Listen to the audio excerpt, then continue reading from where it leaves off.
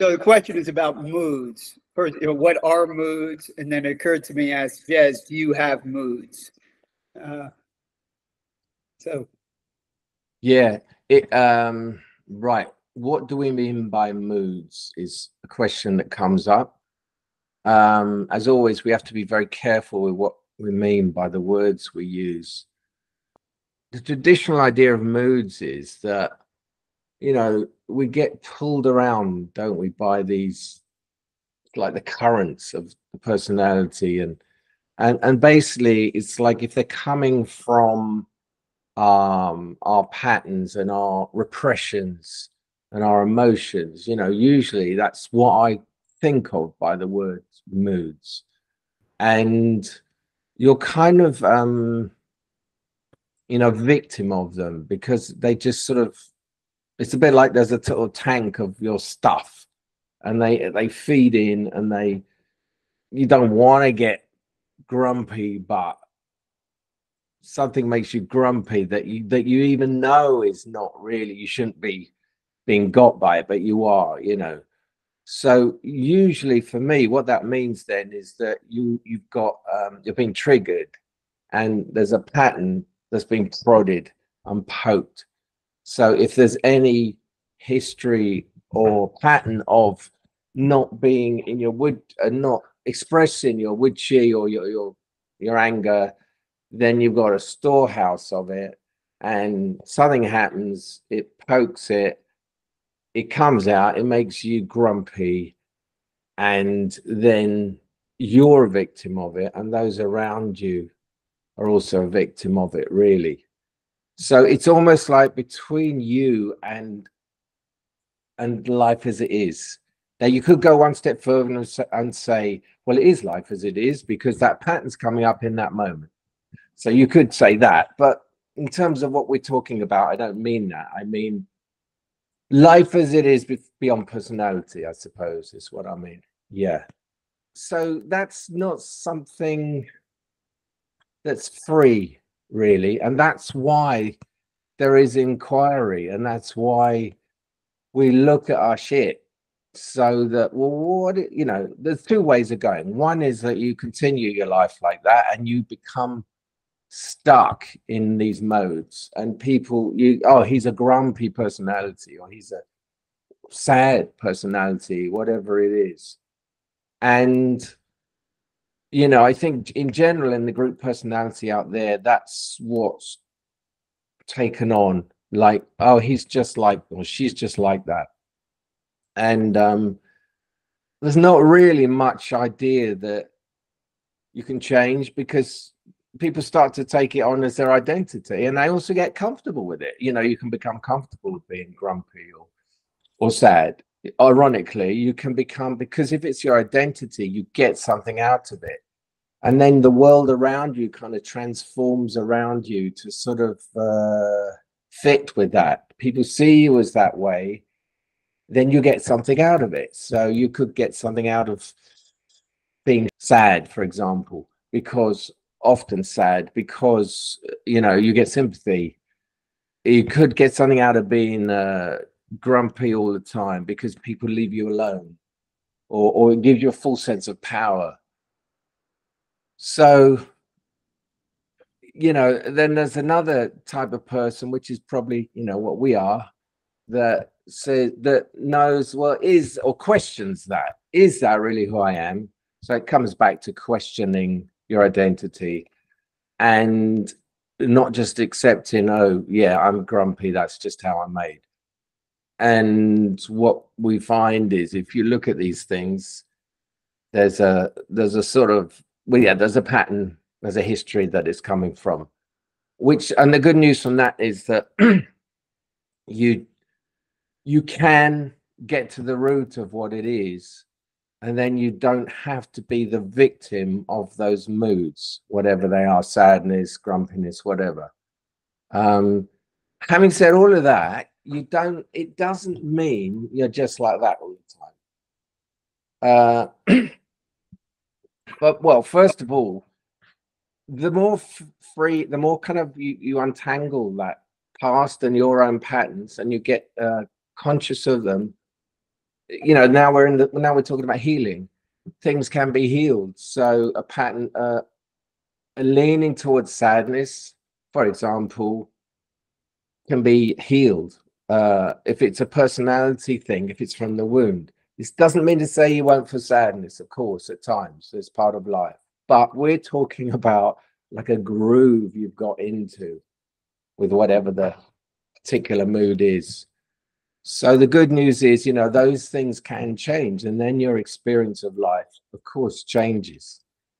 So then, you know, I need to make the point that it doesn't mean you're living like that, because life itself, even beyond personality, brings up a whole range of experiences, and some of them to human beings are sad. If somebody dies, you're sad. You know, if things happen, and they're not all lovely. So a full existence, human existence, involves all the different shades, I would say. But so I'm making a distinction between that and moods, as in coming from personality. That's what I would say. What would you say, Elijah? I love that. I think it's great. And well, because sometimes moods seem random, and what I hear you saying is they're not, which I like. I prefer to think what you're saying, you know, rather than it's just you're Yeah. just a victim of, oh, I'm just in a bad. I woke up on the wrong side of the bed today, you know, Yes. and They you're just appear today's just random. going to be a shitty day. Just write it off. Yeah. That seems, I don't know. That doesn't feel. That's never sat right with me. I'm like, no, there's a reason. I Yeah. think there's a reason. Yeah. Yeah. That, until you know the reason, or you become aware of those things, they appear random. And Yeah. you appear to be, or you are actually, not appear to be, you are a victim of them. Yeah. And I think the other side of that is not just you're a victim of them, but those around you could be a victim of them, because you're basically kind of transmitting and spreading your personality pattern and your response to it.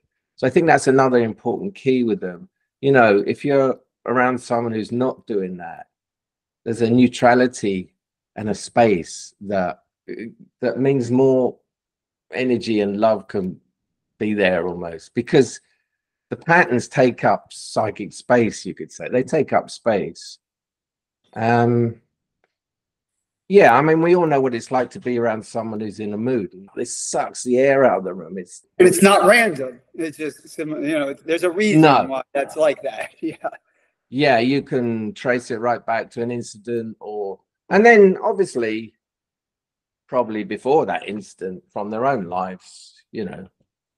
But yeah, so the important thing to say is that there's that, okay, it's the energetic source. The energetic source is personality, that's one thing, and you can kind of find out what the hell's going on. And then there's feelings, you know, feeling response to your life. And that's different to a mood. A mood is really kind of emotion we're talking about. It's stuck. It's a replay of a stuck pattern of groove. When there's a mood, it lasts. You know, it's, you know, if you're in a mood, it's going to last at least half the day, kind of, yeah, or else you wouldn't even call it a mood if it just was fleeting. So yeah, there's something about a mood that you're kind of in a rut. Yeah. For a certain amount of time. It could be a few hours, a few days, a few weeks. Yeah. I've been thinking about gentrification during all this discussion on emotion and moods. And I guess if there's a mood there or a strong emotion and it's being acted out or being indulged in, there's a real strong identification with it, right? Yes. So it's like it's automatic identification. It's like it's not even, you don't even think about that. It's just you're gone. You're identified. But I guess if you're going to go and feel into it to see what it's about, there's some choiceless awareness there. So even though you're feeling it, you're bringing in awareness. Yes. To help disidentify. Yeah. Even though you're still feeling it, so there's like yes, you get a little bit of distance, but even though you're feeling it, because there's awareness gone into it. But then I was wondering about the natural state feelings that come up, how that's different then. Like, there's still a sense of self. So what about feelings, just pure feelings that come up in the natural state? Is there identification there, or what? Or like Elijah was saying, they just come and go quickly. They come, they're felt and go without that identification. I'm just curious about that. Just trying to get to the bottom of what you're saying. So are you suggesting, like, so if you feel, just to feel something, you have to be identified? That's what I'm wondering about. Yeah. That's what you're wondering, right? Yeah. Well, we've got to be so careful with how we use the words, haven't we? So identified with personality is one thing. A very particular thing that we obviously talk about here, because that's the root of everything here. Outside of that, what do we mean by identified? So for me, it's almost like you identify with the absolute after the shift. It's kind of poetically putting it, but it's kind of like that. So there's this shift from thinking you're this person and this personality and this individual self to the identification, which is narrow there, kind of goes, you know, and there's a sort of seeing through of that, which then reveals that. But having said all that, you know, there is the self and there is this life and there are your particular feelings. So the absolutist then takes what I've just said and tries to stay there as if there's no relative. And obviously I don't do that at all.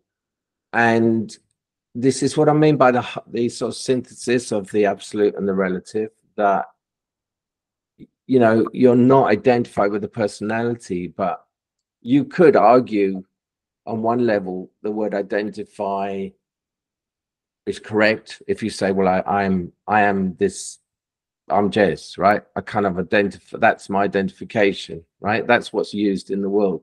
But you can see through it to the absolute, but also this is this life being lived and it's got this name put on it. So if you want to call that an identification, okay, but it's an identification while knowing that it's a kind of a story. Right. At the same time. So maybe the difference is that, again, I like the way you put it. It's like you're bringing choiceless awareness into it.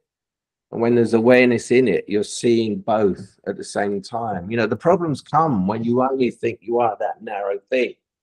Yeah. Yeah. And for me, the resolution of all that is A, perceiving the absolute, but B, no, you can't just stop there. It's perceiving and in no way repressing the relative and living both fully. It's funny because I had a talk with Rika this morning and she was quoting someone talking about identification and the stages you go through in kind of spiritual journey. And one of them is, he likened it to a river, and the river's, you know, it's going along, but it's within these banks, and then in the end it hits the sea and it sort of dissolves. But the point of what he was saying was kind of, he was kind of saying, don't get stuck thinking you're here in this river, you are this river, because in the end it all dissolves. So that's true. I mean, that is a symbol for the absolute, right? Knowing that. But the danger at that point is you start, the mind, personality can start thinking, oh, well, the real bit is at the end, when you're only, when you dissolve, there's no self, there's no anything, and you're only in the sea, and you are the sea, and you're everything. Whereas like that just kind of really stuck in my throat, because I just thought, that's ignoring, that's a kind of view that creates a schism and a kind of problems. That's like all the problems of non-duality. which is that it's an escape from this moment in the relative and the beauty and the everything of the relative. And it avoids the fact that the relative is the absolute, is an expression of the absolute. So the danger is that you say, oh yes, but when you really, then you know that you're nothing, and then you just disappear. And for me, that's just not the full picture. The full picture is it's expressing like this now. This is the relative. This is the absolute expression like this in this relative, and because of that, it's sacred and beautiful. Jez, which part of that you mentioned seductive? Which part of that were you saying was seductive? It's seductive to the personality to think about and cogitate on, and you know, a state where you're beyond all that. You know, oh, if I was just in the absolute, I wouldn't have to feel all this. Whereas that's different to the natural state where something's happening, you just feel it. So it's a difference between, oh, if I was awake, or if I was whatever, the idea of what this is, I wouldn't have to feel this, against you just feel it. One is a mental activity and one is just the heart feeling. Yeah. What I hear is there can be a desire to be free from feelings. That's the versus being free to feel.